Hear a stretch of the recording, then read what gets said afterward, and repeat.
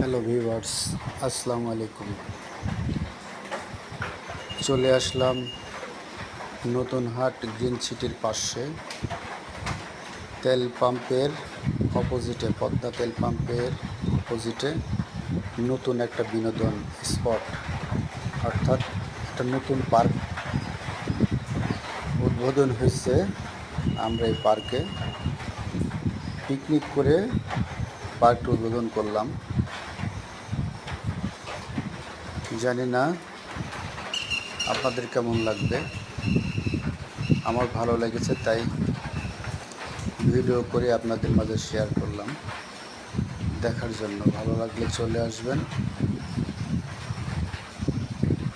মোটামুটি ছোট্ট পরিসরে সুন্দর একটা বিনোদন স্পট, নতুন নবনির্মিত।